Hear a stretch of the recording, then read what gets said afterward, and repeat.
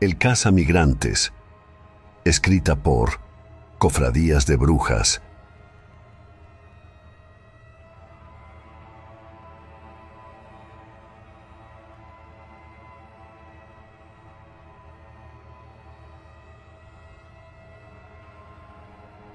¿Crees en historias de monstruos? Espero que sí, porque esta es una. Mi nombre es Edelmiro Cantú, solo puedo decirles eso. Mi cuñado Serapio, en paz descanse, y yo decidimos emprender el sueño americano a principio de los años 2000, pues nuestras familias tenían muchas carencias. A pesar de las protestas de nuestras esposas, no teníamos opciones. En el pueblo no había trabajo, la comida escaseaba y teníamos niños pequeños que alimentar. Una tarde nos llegó la oferta de irnos a Estados Unidos para trabajar cerca de Arizona. El caso es que la tarifa era demasiado alta, por lo que desilusionados nos íbamos a volver a casa con la pena de haber fallado, pero un coyote nos dijo que había una forma de pasar de manera más económica y sin ser vistos por la migra. Al inicio se nos hizo un sueño hecho realidad. Nos citaron a las 3 de la mañana para abordar un camión lleno de piñas donde estaba dispuesto un compartimento. Esa parte era fácil. El problema era llegando a la frontera. A los 2 días llegamos a Nogales, lo hicimos de noche. Allí el coyote nos cobró la 10ª parte de lo que nos había dicho, el que los llevaría por carretera. Descubriendo unos matorrales, descubrimos por qué. Nos dio unas bolsas de plástico para meter nuestras cosas, incluyendo zapatos, dinero, celular y demás. Era una maldita alcantarilla enorme. Pasaríamos por debajo de la frontera. El contrabandista nos tranquilizaba diciendo que la migra jamás revisa los túneles, pero en todo momento nos decía que una vez entrando deberíamos movernos rápido. Yo soy gordo, y la verdad sí me resulta trabajoso hacerlo, pero Serapio me inspiraba diciéndome que en una semana estaríamos ganando la billetiza. Al darme cuenta que esperábamos, nos dijeron que no iríamos solos y así fue. Intenté protestar, pero mi cuñado me codeó, haciéndome señas de no hacer bronca, además de que el coyote nunca nos mintió y nunca se apartó de nosotros. Pero mi mente empezaba a dar 1000 vueltas al entrar al drenaje. Yo soy de los que sí se asustan con las películas de terror y recordaba la que quizás fue la escena más aterradora de la película. Eso sé que para muchos, al igual que para mí, fue traumático cuando el payaso se llevó al niñito a través de la alcantarilla. Cuando nos acercamos al matorral y lo quitó, nos asomamos por primera vez en ese oscuro e inundado lugar. Comenzamos a hacer migas con los presentes, si mal no recuerdo. Veníamos algo así como 15 personas. El coyote les había cobrado algo así como $15,000 para pasarlos de manera segura y más rápida. Pero 9 de nosotros solamente traíamos 1000, por lo que nos tocó pasar por las alcantarillas para cruzar hacia Arizona. Teníamos que desplazarnos en medio de la casi total oscuridad total, sin saber realmente dónde pisábamos y sorteando los diferentes niveles de agua sucia. Recordemos que un drenaje es siempre un drenaje aquí y en China, y por si fuera poco, este variaba constantemente, pues las turbias aguas subían y bajaban de nivel sin previo aviso, eso sin mencionar la gran cantidad de ropa, zapatos, carteras llenas de dinero y accesorios varios que íbamos encontrando en el camino. El coyote nos dijo que podíamos tomar lo que quisiéramos siempre y cuando no entorpeciera nuestra marcha. Además nos explicó que muchas veces nunca llega a saberse a quién pertenecieron las cosas que encontramos, que puede ser de personas que las van dejando atrás para aligerar peso o vienen a parar aquí víctimas de polleros sin escrúpulos o la mafia. Lo curioso era que, como les digo, muchas de las billeteras que encontramos tenían dinero, no mucho, pero tenían, por lo que descartamos el robo casi de inmediato. Pero la ropa, aunque alguna se veía nueva al igual que los zapatos, estaba rotos, como si algo los hubiera rasgado con mucha fuerza cuando comenzamos a adentrarnos más en esa tenebrosa caverna. Había tramos en los que nos teníamos que agachar mucho o de plano gatear entre la inmundicia, Muchas veces fueron las que nuestras manos se topaban con cientos de cosas asquerosas, apestosas y babosas, por lo que agradezco mucho a Dios haber ido a oscuras en esos momentos. Apestaba horrible, pero no precisamente a cloaca, más bien olía como un rastro de animales, ese característico hedor a cobre típico de la sangre y los desperdicios de animales. El tiempo dentro de ese lugar se nos estaba haciendo eterno. Como les dije, yo soy gordo, por lo que me era más difícil aguantarles el paso a los demás, a pesar de que Serapio y los muchachos, incluyendo al coyote, me animaban diciendo que ya nos faltaba muy poco para cruzar. Repentinamente todos nos quedamos tiesos del susto, pues se escuchó un sonido seco, grueso, muy grave, como un gruñido detrás de nosotros a unos cuantos metros. El traficante de personas se quedó a la expectativa mientras miraba con su linterna hacia la inmensa oscuridad.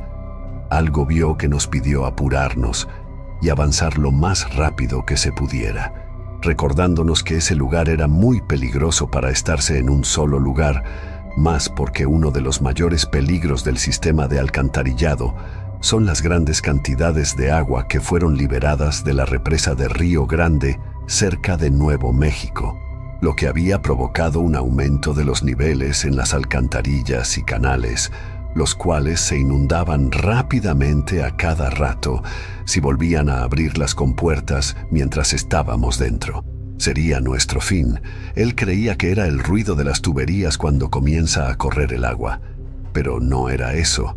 Eso de allá atrás sonaba a otra cosa, más como un animal muy grande. En ese espantoso y aterrador recorrido íbamos mi cuñado Serapio y yo de México, Sergio de Honduras y Calixto y su hermano Toño de Colombia, y María y sus dos pequeños Paco y Fidel de Guatemala. Además de uno de los supuestamente más experimentado de los coyotes que pudieron mandarnos, la meta era salir de la alcantarilla a como diera lugar. Una vez afuera, correríamos unos cuantos metros donde nos esperarían a la salida con ropa limpia, comida y un transporte que nos llevaría a la granja donde trabajaríamos. Era tarea fácil según el criminal, pero las cosas no serían como él las tenía planeadas.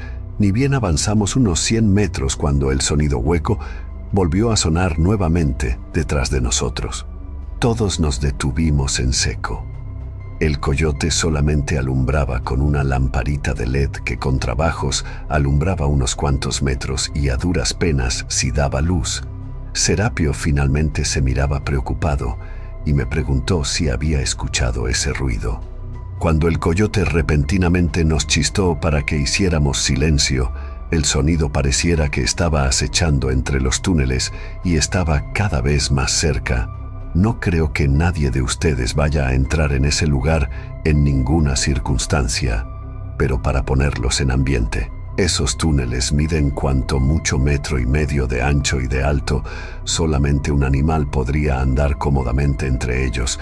El caso es que algo muy grande nos estaba rondando a la expectativa de nuestra marcha, y todos lo sabíamos. Nuevamente se oyó el ruido detrás de nosotros. El coyote sacó un arma que nadie sabía que llevaba encima. Nos hizo apresurarnos con señas y se quedó detrás de nosotros para arrear la marcha. Gesto muy noble de su parte, pero finalmente inútil.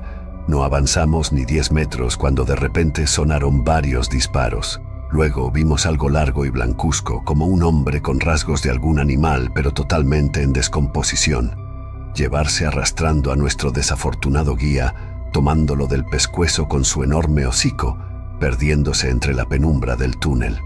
Los gritos y chillidos del pobre tipo primero nos paralizaron de terror, después nos hizo sacar fuerzas de puro miedo y gateamos como locos con rumbo hacia la salida. Desgraciadamente Sergio, el hondureño, y María también fueron cruelmente cazados y arrastrados por esa bestia. La mujer murió heroicamente protegiendo a sus niños, así como Serapio, mi cuñado, que ofrendó su vida para salvar la mía. Nuestros amigos, nuestra familia no lograron salir. Esa cosa, lo que quiera que haya sido, los alcanzó velozmente, llevándoselos al mismo destino que nuestro infortunado guía. Es insólito cómo personas adultas se pueden convertir en chiquillos llorando asustados. Fue cuando me acordé de Paco y Fidel. Su madre había desaparecido entre las penumbras de lo desconocido y estaban solos e indefensos en ese lugar, por lo que decidí protegerlos.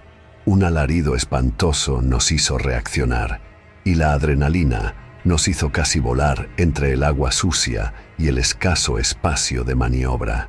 Ante la inminente fatalidad estuvimos a punto de darnos por vencidos cuando una luz nos dio esperanza y nuevamente aceleramos la marcha.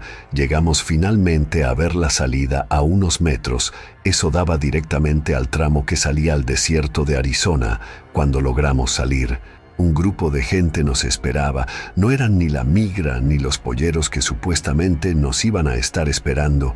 Esas personas eran indígenas de la zona de la Reserva Navajo, para ser precisos.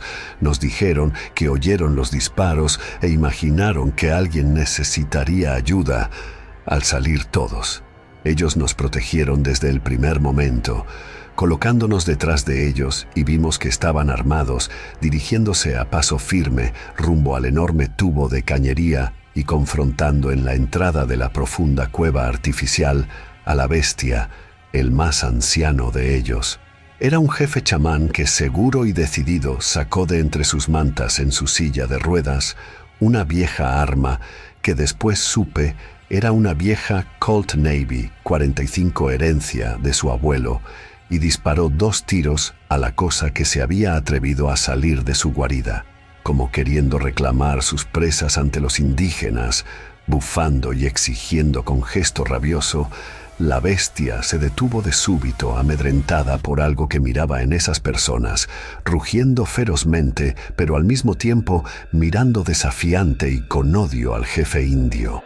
Todos nosotros pudimos ver esos aterradores ojos. Eran de un rojo intenso, incandescentes como el fuego. El anciano indio volvió a apuntar su vieja arma al monstruo, quien pateaba y rasguñaba la tierra, como amenazando con atacar.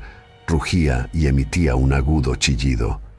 Luego miró nuevamente al impresionante indígena, que a pesar de estar en silla de ruedas, se miraba imponente. La bestia sabía que no era rival para ellos, por lo que, furiosa y gruñendo, se alejó lentamente a la espesa oscuridad, sin quitarle la mirada de encima al anciano chamán, que recitaba algo en su dialecto natal, lo que hacía que la criatura retrocediera amedrentada pero a la vez enfurecida, hasta que los refulgentes ojos desaparecieron entre las sombras. Una vez que estuvimos a salvo, caímos de rodillas en llanto. Finalmente pudimos abrazarnos, consolarnos por la pérdida de familiares y amigos, y así los indígenas amablemente nos dieron cobijas, comida y agua. Luego nos llevaron de allí hasta las cercanías de Nuevo México, donde un pariente del jefe nos daría trabajo y donde quedarnos.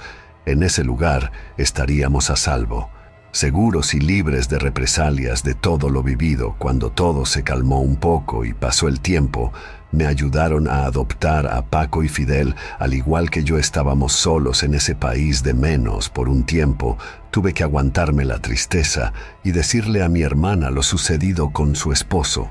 Al inicio no creyó, pero mi abuela le explicó que esas cosas son posibles más en tierras llenas de magia habitadas por los indios americanos. En la fiesta de Acción de Gracias, finalmente me atreví a preguntar al jefe chamán sobre qué era esa horrible cosa que nos atacó y se comió a nuestros amigos. Le expliqué que se había llevado a mis compañeros y mi cuñado. El viejo indígena simplemente suspiró, le dio una gran calada a su pipa, me miró sereno y dijo: «Es el maldito. Ese nombre no debe decirse nuevamente aquí. Es el Jinaldloshi. Esa cosa que los atacó en las alcantarillas era un maldito skinwalker». Y finalmente me dijo que su nombre no se menciona porque trae la desgracia a quien lo dice. No sé qué tipo de criatura sea, pero si me lo preguntan, para mí eso era lo más cercano a un demonio.